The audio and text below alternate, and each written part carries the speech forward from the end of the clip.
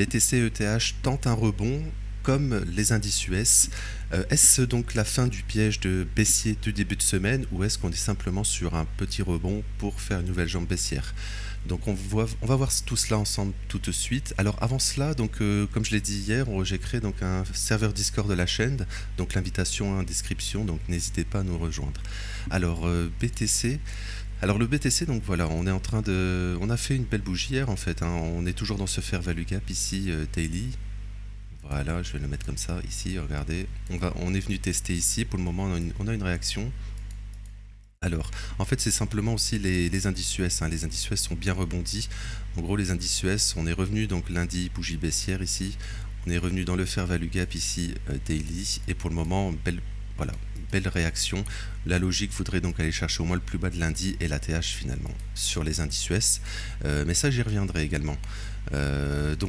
BTC. Alors j'ai pas fait le point sur le calendrier éco. Calendrier éco. Il n'y a pas grand chose aujourd'hui, hein. Alors ce qui est important, donc ça sera plutôt, on va dire, demain le PIB et surtout vendredi le corps PCE. Alors j'ai fait une vidéo, hein, dessus sur le calendrier éco, donc je vais la mettre en fiche en haut à droite de votre écran. Donc n'hésitez pas à la voir à la fin de la vidéo par exemple. Alors pour y revenir rapidement, alors je le dis dans la vidéo donc macro, hein, sur les stats éco. Alors peut-être qu'on peut avoir une belle surprise tout simplement parce que alors pour le moment on baisse, hein, lundi mardi, enfin on a rebondi hier, mais on pourrait avoir une belle surprise sur le corps PCE tout simplement parce que si on prend en compte donc le PPI, les prix à la production qui sont une donnée avancée de l'inflation, on a environ un mois d'avance. Si on prend par exemple le PPI donc, de janvier et de mai qui était en hausse et qu'on regarde le corps PCE donc un mois après, hein, février et mai, regardez, on était bien en hausse, hein, février et juin, pardon, un mois après de celui du PPI de mai, donc juin, on était en hausse.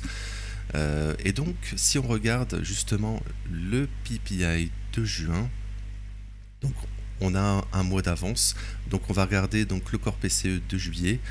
Alors techniquement on devrait baisser en fait, on attend 0,3% comme juin, et comme le PPI a baissé en juin justement, on devrait avoir peut-être un corps PCE de juillet, peut-être avec une belle surprise. Et si on a une belle surprise, ça serait très positif pour les marchés. Parce qu'on attend 0,3%, donc si on est moins, ça serait vraiment, on finirait bien la semaine tout simplement. Et donc on piégerait tout simplement comme d'habitude, les vendeurs en début de semaine se feraient piéger finalement en fin de semaine. Et par contre, un septembre, voilà, on avait eu, hein, le PPI de juillet qui était vraiment très mauvais à plus 0,9. Ça voudrait dire qu'en septembre, justement après la probable baisse des taux, hein, de Jérôme Powell, on devrait donc avoir un corps PCE en hausse, en forte hausse. Voilà, donc, mais on n'y est pas, donc là ça sera les chiffres de juillet. Donc je reviens donc sur BTC. Alors BTC, donc voilà, on tente un rebond. Donc ce qu'il faut faire attention, c'est voilà, on revient en fait travailler le fair value gap. Alors voilà, rebond ici, fair value gap 1 heure. Voilà, on est en train de le retravailler. Pour le moment, on se fait rejeter. Voilà, donc il ne faut pas se faire rejeter, hein, ici pour faire une continuation baissière. Il faut avoir de la réaction. Alors pourquoi pas faire ça, voilà. Il faut faire attention. Enfin non, il faut vraiment, par exemple, consolider, pardon, et ensuite s'affranchir de cette zone et cette zone, hein, voilà, le dernier sommet descendant, pour aller donc plus haut et continuer le retracement. Voilà, pour le moment, bah, c'est pas si mal. Voilà, belle réaction hier avec les indices. Finalement, c'est plutôt ETH et ETH-BTC qui sont très intéressants. Voilà, pas se faire rejeter ici. En fait, on peut se faire rejeter, mais surtout reprendre une dynamique haussière, et pas aller chercher. Enfin, si on va chercher ici, hein, tous ces lots, on fera un nouveau plus bas. Et peut-être ça serait une belle opportunité finalement pour rentrer sur BTC. Début de semaine, donc pour le moment baissier. On ferait peut-être cela, voilà, une nouvelle prise de stop, le plus bas de lundi, tout simplement prendre le plus bas de lundi, parce qu'on est toujours, je pense, oui, on est toujours dans la bougie de lundi, hein, range de lundi ici, voilà, en gros. On a pris donc hier les plus bas, donc la théorie voudrait qu'on aille chercher les plus hauts de la bougie de lundi, et là il faudra faire attention de ne pas se faire rejeter dans ce fair value gap baissier ici. voilà, sur BTC. Voilà, faudra faire attention à cela. Et peut-être pendant ce temps-là, ETH ou ETH BTC pourrait donc aller bien plus haut, peut-être faire même un ATH. On va voir ça tout de suite justement. Alors ETH, voilà, ETH, on a une belle réaction. Alors on a créé également ici un fair value gap baissier. Attention de ne pas se faire rejeter pour aller plus bas ensuite. Donc daily, en daily. On est toujours dans ce fair value gap également, donc on l'a parfaitement comblé. Fair value gap daily haussier, là, le rectangle vert. Donc ce qui est très positif. Alors moi je pense qu'on ira plus haut. Alors en 4 heures, on s'est également franchi, fair value gap 4 heures très positif. ETH suit beaucoup plus les indices que BTC. Pour le moment, on ouvre, on retrace. Voilà, pourquoi pas revenir ici dans fair value gap, ici 4 heures pour aller plus haut ensuite. Voilà, moi je pense que le flux a bien changé sur. Pour le moment, c'est très positif sur ETH. Alors pour moi, je le dis depuis lundi, je pense surtout sur ETH, c'est un piège, un début de semaine de piège. Et pour moi, l'objectif, c'est au moins chercher le plus haut de lundi. Tout simplement parce que, par exemple, si on regarde donc le CME, je le redis encore une fois pour ceux qui n'ont pas vu les premières vidéos, enfin les dernières vidéos, tout simplement, on ouvre lundi sur le CME ETH. Et tout simplement, regardez, voilà, c'est ici, voilà. On ouvre en petit gap baissier.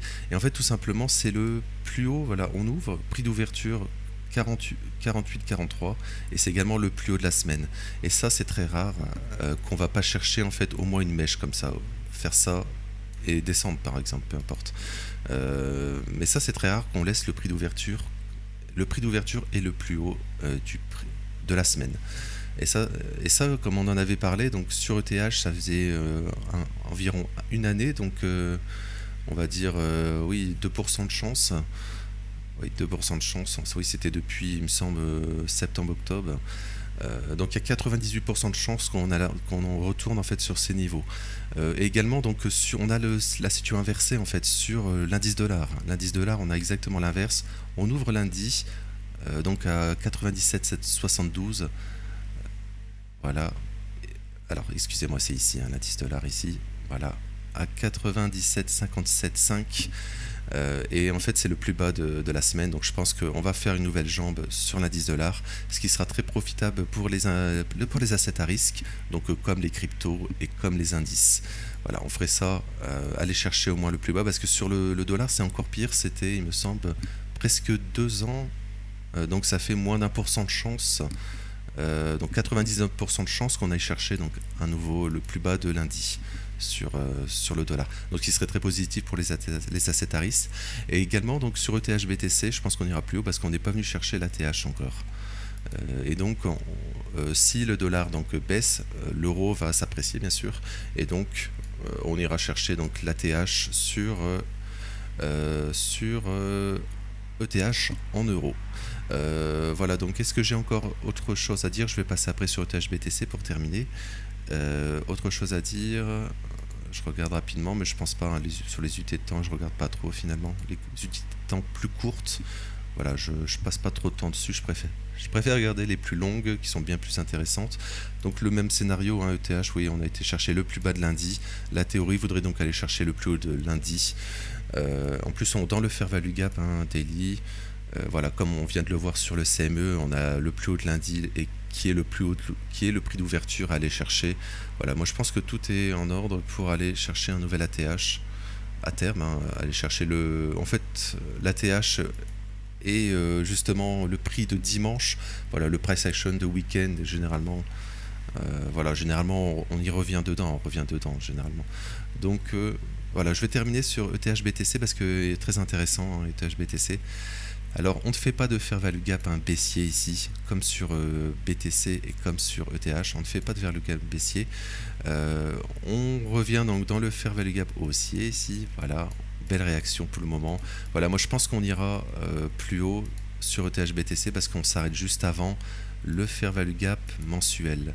Voilà, j'espère que c'est visible, mais ici on a toute la zone en rouge plus foncé de fair value gap mensuel et je pense que c'est l'objectif. Et là, moi, dans cette zone, je vais reprendre des profits sur ETH. Voilà, j'avais switché en fait à ces niveaux des bitcoins en ETH ici à la prise c'était en février, enfin non, c'était pas en février, pardon, c'était ici. Voilà, c'était en début mars. J'avais switché des bitcoins parce que tout simplement on avait la prise ici. Voilà, on avait la prise de liquidité ici. Voilà, ici. Et donc c'était une zone de potentiel rebond, mais finalement on a été plus bas. Voilà, et finalement on a pris ici hein, cette zone, mais on n'a pas pris le reste. On n'a pas pris cette zone et cette zone aussi. Voilà, peut-être qu'on y reviendra un jour. Si on reviendra un jour, on aurait vraiment un bain de sang sur ETH. Hein. Voilà, on aurait peut-être un truc macro très mauvais ou ce genre de choses. Donc voilà, pour le moment on n'y est pas du tout. Hein. Si en cas de retracement, on a plutôt cette zone hein, évidente ici, dans un premier temps, pour faire une continuation haussière. Voilà, mais c'est du moyen terme, on n'y est pas. Là, on est sur du daily, enfin sur du court terme, un débrief daily. Voilà, donc je pense qu'on peut aller chercher donc cette zone, hein, cette zone de fair value gap ici. Hein, voilà. Et donc ça représenterait un plus haut, tout simplement court terme, sur ETH BTC. Voilà, je regarde, voilà, on a l'irrespect donc ici du fair value gap. Là, on revient dedans actuellement. Voilà, pourquoi pas envoyer plus haut. Voilà, en 4 heures. Hein, en 4 heures. Voilà, donc je pense qu'il n'y a pas plus de choses à dire. Également, lui, en dernière zone ici, en 1 heure, on consolide début de séance, début du mercredi. Voilà, moi je pense qu'on peut aller plus haut. Et donc, si on va plus haut là, ça voudrait dire hein, que ETH va plus haut ici.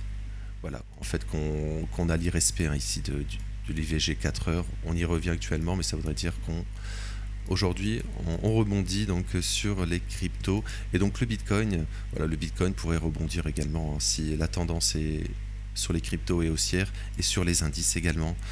Voilà, indice, hein, l'objectif, je le redis, c'est aller chercher donc le plus haut de lundi et voilà. Et également ce que fait le Nasdaq également intéressant. Mais ça j'y reviendrai tout à l'heure sur le brief indice. Donc je vais m'arrêter là pour aujourd'hui. Donc j'espère que cette vidéo vous a plu. N'oubliez pas le groupe Discord et en haut à droite donc la vidéo macro donc sur les stats éco. Donc à tout à l'heure pour le brief indice puis le brief forex matière première et je vous souhaite une belle journée. Merci.